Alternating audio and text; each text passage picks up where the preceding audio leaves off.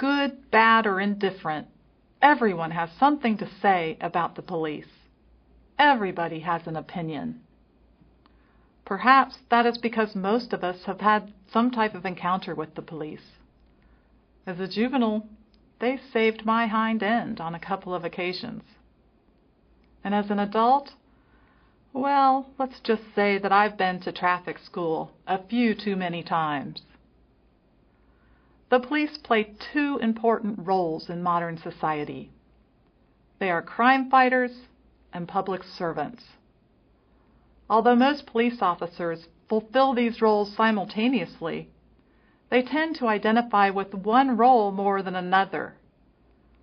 Officers who identify with the crime fighter role sees criminals as the enemy and as fundamentally different from good people.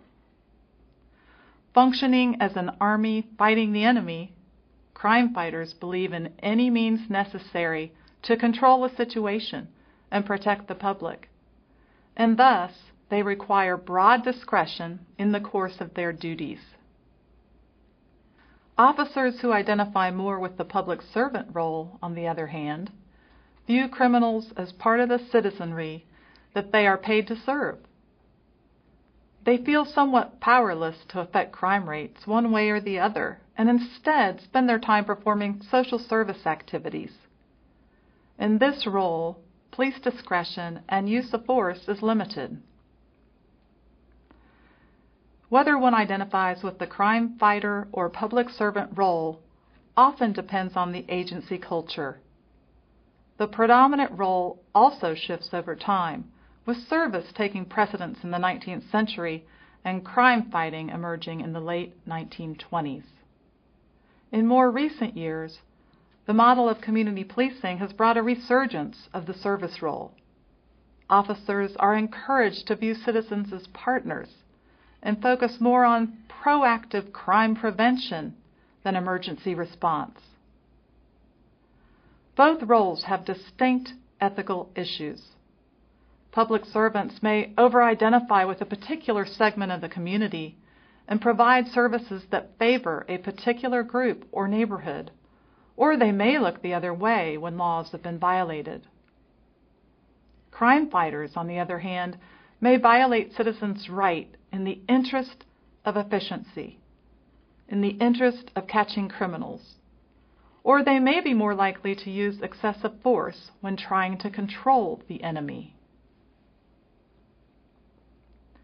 The array of ethical issues surrounding police work should come as no surprise given the immense power that police have over the citizenry.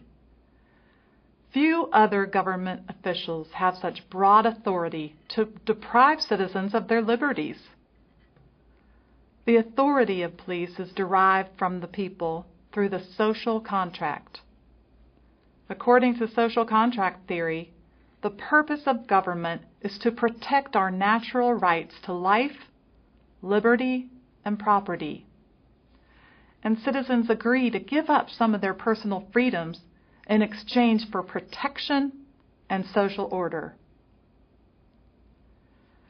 Cohen and Feldberg outlined 5 standards of ethical policing that are rooted in the idea of the social contract. The first of those is fair access to police services. Since all citizens have agreed to relinquish some of their power to government, all have an equal right to services of the police. Second, the public must be able to trust that police will exercise restraint and use their power to the common good.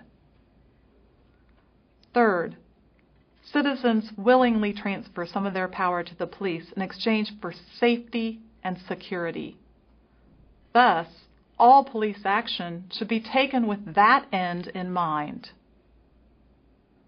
Fourth, police work requires teamwork with all branches of government and other components of the criminal justice system.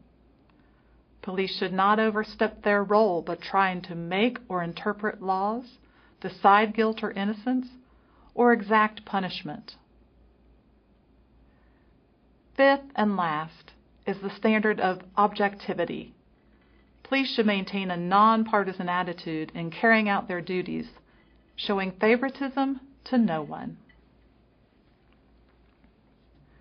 Your text examines many ethical issues in policing, most of which are in direct violation of these ethical standards.